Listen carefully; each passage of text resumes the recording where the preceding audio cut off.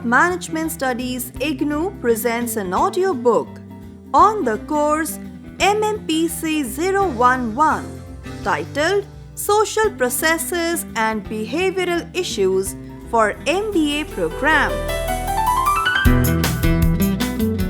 Presenting Block 4 titled Emerging Trends. Unit 15 Positive Approaches to Work Behavior Part 1.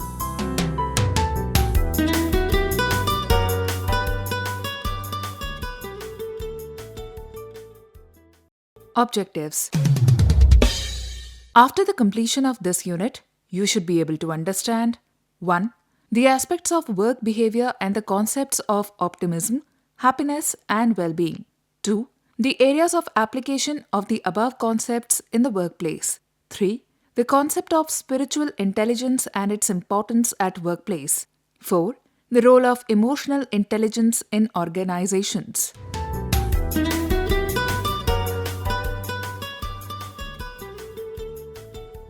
Introduction. There are different positive approaches to work behavior such as spiritual intelligence and emotional intelligence. These approaches helps to maintain optimism. Optimism is considered as a key component of the modern positive psychology. The positive influence of optimism on psychological and physical health, motivation and achievement in athletic, academic, occupational and political success have been well documented. Optimism also has certain dysfunctions, drawbacks and costs.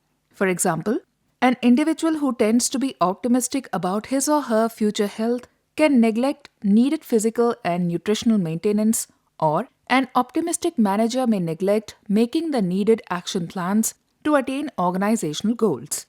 So, optimism has been largely neglected as an important concept, and its influence on employee performance was underrated in organizational behavior studies.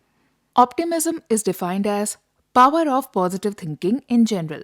Psychologists define optimism, cognitive characteristic, in terms of generalized positive outcome expectancy or a positive causal attribution. It is also used in relation to other positive concepts such as hope and emotional intelligence (EI).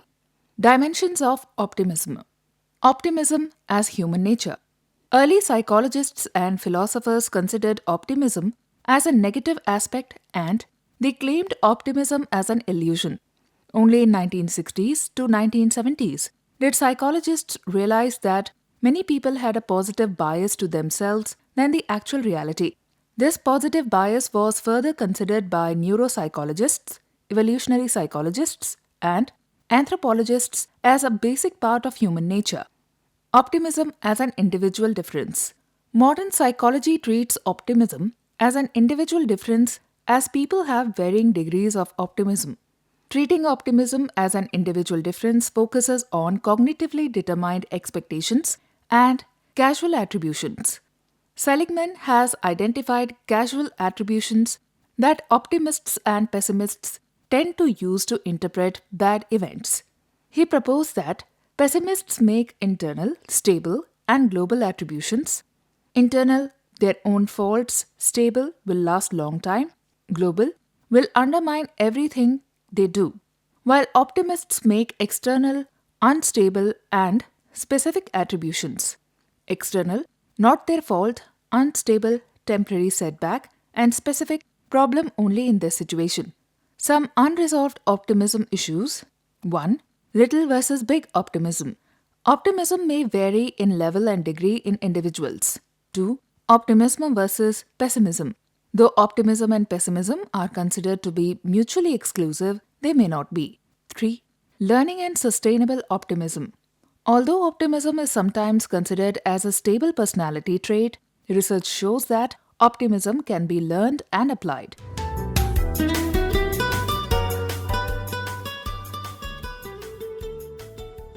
Optimism in workplace.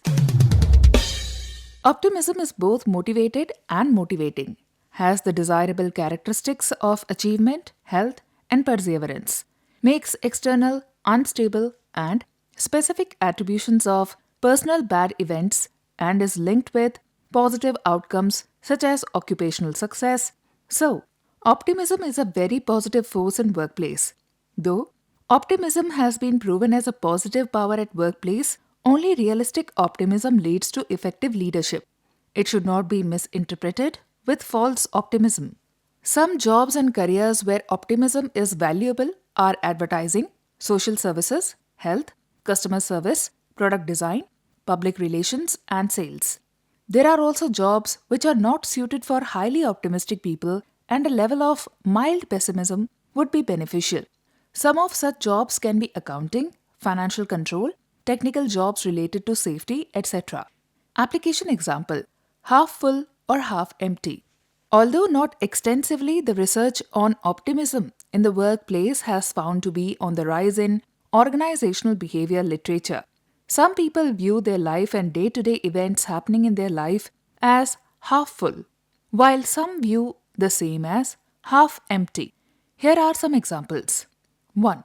Consider two executives who fail to get their promotion because of negative evaluations from their boss. A. The half empty executive reacted to the snub in a rage. He had fantasies of killing his boss, complained to anyone who would listen to his unfair treatment, and went on a drinking binge.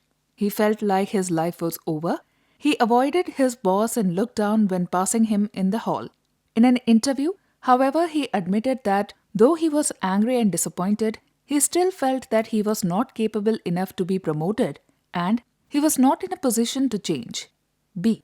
The half-full executive who did not get his promotion was also shocked and upset. But he reasoned to himself, instead of going to a rage. In an interview, he admitted that he always disagreed to his boss and both were different people altogether. So, he was not very surprised for not being rated well. Instead of grumbling, he discussed the situation with his wife to determine what must have gone wrong and how he could correct it. He realized that maybe he was not giving his best at work and decided to discuss it further with his boss.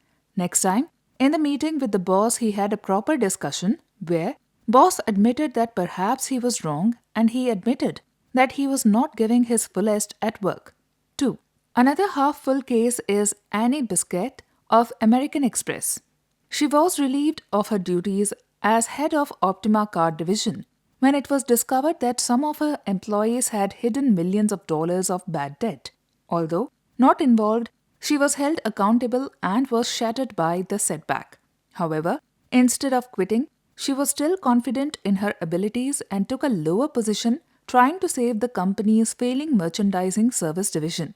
She made self-examination of what went wrong in the Optima Card division and concluded that maybe she was too strict and critical for her people. She reasoned that this style may have led her people to fear her to a point where they hid the losses. She resolved to soften her style and become more open, patient, and a better listener. Using this approach to manage the troubled merchandise service division, she saw it reach profitability within 2 years.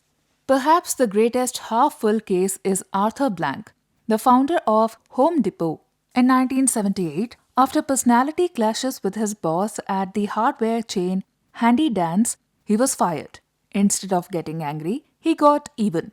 He believed his abilities and vision for this type of retailing. He did not give up after the setback at Handy Dan's.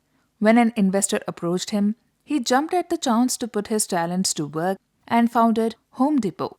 The rest is history. The half-full optimists interpret bad events in terms of Seligman's explanatory style, and as the preceding, their examples indicate, this can result in future positive outcomes. Whereas the half-empty pessimists tend to give up and go into downward spiral after failures or problems. The half-fulls view the setbacks as lessons to be learned for future success. Seligman's MetLife studies. For studies of optimism in the workplace, Seligman again leads the way with his pioneering work at Metropolitan Life Insurance. After conferring with the president of this huge company, he was able to test the obvious hypothesis that optimism and its attendant motivation and perseverance were the keys to sales success. A shortened version of his theory-based attributional style questionnaire, ASQ, was administered to 200 experienced MetLife agents. This open-ended version of ASQ was designed to determine the habitual explanatory style by asking the respondents to interpret 6 good and 6 bad vignettes in terms of personalization, permanence, and pervasiveness. Importantly, this test has been found to be very difficult to fake optimism. The right answers vary from test to test, and it does contain lie scales to identify those not telling the truth. Results were that agents who scored in the most optimistic half of the ASQ had sold 37% more insurance on average in their first 2 years than agents who scored in the pessimistic half. Agents who scored in top 10% scored 80% more than most pessimistic 10%. Despite the impressive findings from the initial study, Seligman was not sure whether optimism caused high performance or optimists became high performers. He then conducted a pilot study on 104 new hires who have taken both standard insurance industry test and ASQ. Interestingly, he found the new insurance agents to be more optimistic than the other group. Optimistic scorers were much less likely to quit and did as well as the industry test in predicting performance. He next launched a fully blown study involving 15,000 applicants to MetLife taking both industry test and ASQ. 1,000 were hired, and importantly, 129 more that had scored in the top half of those taking ASQ but had failed the industry test were also hired. In the first year, the optimists outsold the pessimists by only 8%, but in the second year, by 31%. The special force outsold the higher pessimists in the regular force by 21% in the first year and 57% in the second. They sold about the same as optimists in the regular force. MetLife, on the basis of Seligman's studies, then adopted ASQ as an important part of their selection process of new agents. Happiness and well-being. Happiness has been a topic of interest for many centuries, starting with ancient Greek philosophy, post-Enlightenment Western European moral philosophy, to current quality of life and well-being research in social, political, and economic sciences. Nowadays, happiness as a concept seems to be readily embraced by the majority of people and appears to be more valued than the pursuit of money, moral goodness, or going to heaven. Not surprisingly, during the past 30 years, and especially since the creation of positive psychology, psychology too has turned its attention towards the study of happiness and well-being. There are several reasons why the field of well-being is flourishing at the moment. 1. First of all, Western countries have achieved a sufficient level of affluence so that survival is no longer a central factor in people's life. Quality of life is becoming more important than matters of economic prosperity. 2. Personal happiness is becoming more and more important because of growing trends towards individualism. 3. Finally, a number of valid and reliable measures have been developed which have allowed the study of well-being to establish itself as a serious and recognized discipline. Benefits of happiness and well-being. Research evidence demonstrates that there are benefits of happiness and well-being like positive affect and well-being lead to sociability, better health, success, self-regulation, and helping behavior. Well-being enhances creativity and divergent thinking. It appears that happiness, similarly to positive effect, stimulates playing with new ideas. New research has also shown that happy people persist longer at a task that is not very enjoyable in itself, are better at multitasking, and are more systematic and attentive. Well-being is even associated with longevity.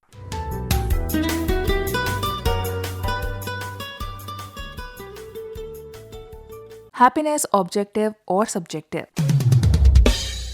There is a big debate in psychology about whether happiness can and should be measured objectively or subjectively.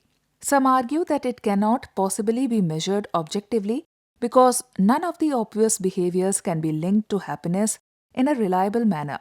Even an outgoing and friendly appearance, which is so frequently observed among happy people, can be put on as a mask by those who are unhappy. Others, however, including Nobel Prize winner Daniel Kahneman, believe in the objective assessment of happiness, which could be gathered from averaged out multiple assessments of people's moods over a period of time. This way, a happiness assessment would not be to be tied to memory and retrospective accounts. Nevertheless, the subjective paradigm appears to prevail at the moment. Generally, the words happiness and well being are used interchangeably because the notion of subjective well being, SWB, is used in research literature as a substitute for the term happiness. It encompasses how people evaluate their own lives in terms of cognitive and affective explanations and can be represented in the following way. SWB is equals to satisfaction with life plus affect. The first cognitive part of subjective well-being is expressed by life satisfaction. Life satisfaction represents one's assessment of one's own life. One is satisfied when there is little or no discrepancy between the present and what is thought to be an ideal or deserved situation. On the other hand, dissatisfaction is a result of a substantial discrepancy between present conditions and the ideal standard. Dissatisfaction can also be a result of comparing oneself with others. Affect represents the emotional side of SWB. The notion of affect comprises both positive and negative moods and emotions that are associated with our everyday experiences. Even though common sense would suggest that one should feel most happy if one experiences the maximum amount of intense positive affect and not very frequent negative affect, researchers demonstrate that this is not the case. They show that whilst it is very important to experience positive affect often, the intense positive affect is not necessary for well-being. It appears that intense positive emotions usually come at a price as they are often followed by periods of low affect. Also, they can negatively affect the evaluation of subsequent positive experiences. Nurturing subjective well-being. A number of theories say that it is impossible to permanently change someone's level of happiness. Zero-sum theory suggests that happiness is cyclical and that happy and unhappy periods follow each other. Any attempt to increase happiness will soon be nullified by a consequent unhappy period. Another theory claims that happiness is a fixed characteristic and is, therefore, not open to change. Although happiness is not quite as stable during adolescence and early adulthood can be affected by major life changes. Therefore, it is more likely that happiness tends to get fixed rather than being fixed from the very beginning. Adaptation theory predicts that although happiness reacts at negative and positive life events, it turns to its baseline shortly afterwards. Lottery winners soon revert to their normal level of well-being, and paraplegics and quadriplegics also seem to adjust to their conditions and nearly come back to their previous level of well-being. It has been discovered that only life events which occurred during the past 2 or 3 months influence well-being. However, despite the evidence that people get adjusted to both lottery winning and spinal injuries, there are certain conditions to which people never adjust completely.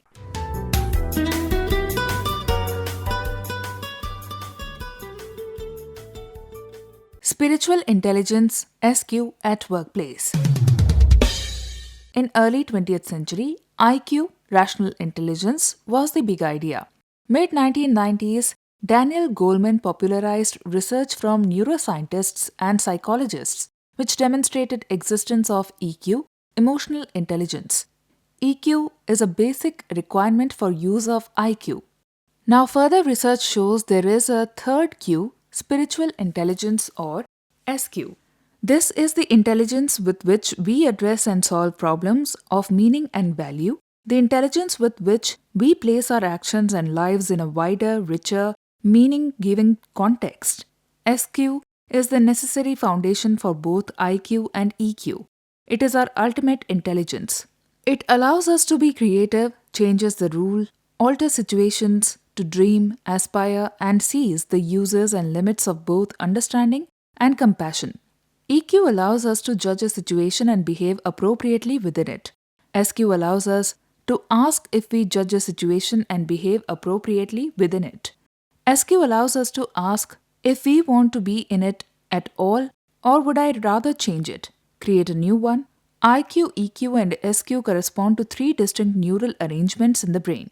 IQ and EQ models have had 2 layers: outer, rational, conscious personality, and the inner unconscious one. Now the third layer, SQ, a central core. Dana Zohar and Ian Marshall have discussed their book SQ Spiritual Intelligence, The Ultimate Intelligence, discussed three different types of thinking corresponding to the three types of intelligence IQ, EQ, and SQ. 1. Serial thinking is done across neural tracts. Measured by IQ, this is about logical and rational thought processes. 2. Associative thinking is done across neural networks. It underlies EQ. It helps with mental associations or connections. It creates patterns that we can recognize like faces, odors, learn skills like playing an instrument or driving a car. 3. Unitive thinking is creative, intuitive, and insightful and comes from much deeper within, from our personal center, our SQ. While we learn and understand with IQ and EQ, it is SQ that gives us the ability to create and invent. Spirituality refers to the individual's search and experiential elements of the sacred, deep meaning, unity, connectedness, transcendence, and the highest human potential. In contrast, spiritual intelligence integrates these subjective, experiential themes of spirituality associated with meaning, sacred experiences, interconnectedness, and transcendence and applies them to the tasks involved in living in order to enhance functioning, adaptation, and well being to produce products that are valuable within a cultural context or community. Hence, spiritual intelligence can be differentiated from spirituality in general, spiritual experiences, or spiritual belief. Definition 1. Vaughan defines spiritual intelligence as a capacity for a deep understanding of existential questions and insight into multiple levels of consciousness. 2. Wallman defines spiritual intelligence as the human capacity to ask ultimate questions about the meaning of life and to simultaneously experience the seamless connection between each of us and the world in which we live.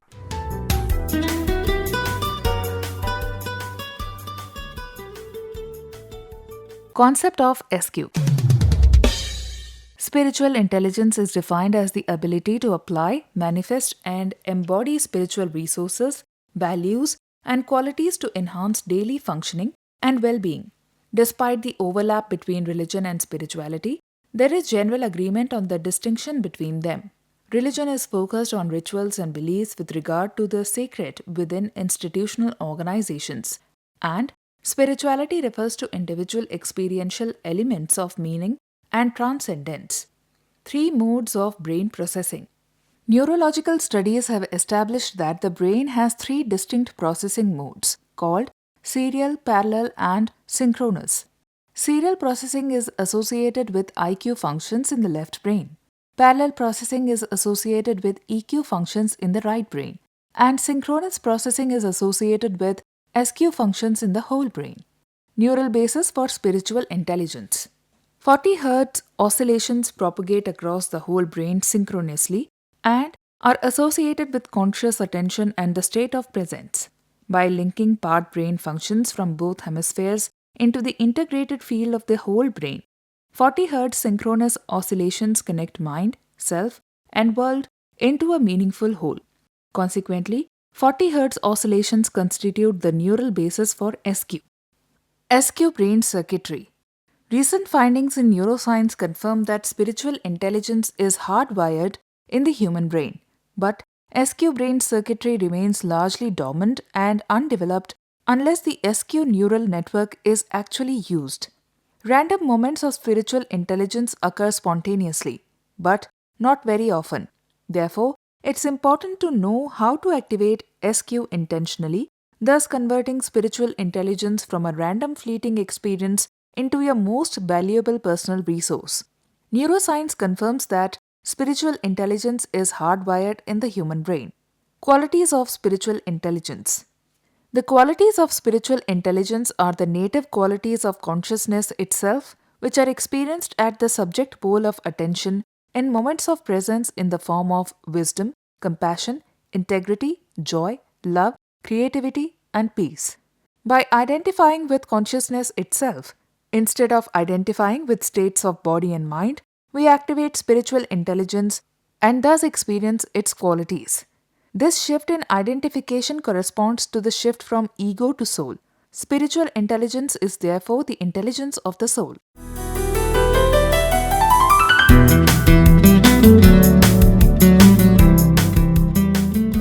We were listening to the audiobook by the School of Management Studies IGNOU for MBA program.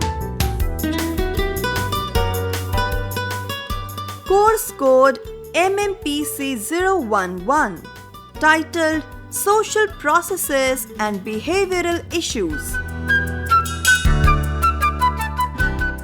Course Coordinator Professor Srilata. Voiceover by Renuka. Edited by Ashok Sharma. Program assisted by Tarannum Jaha. Program produced by Dr. Manoj Kumar Singh. This program was brought to you by Electronic Media Production Center of Indira Gandhi National Open University.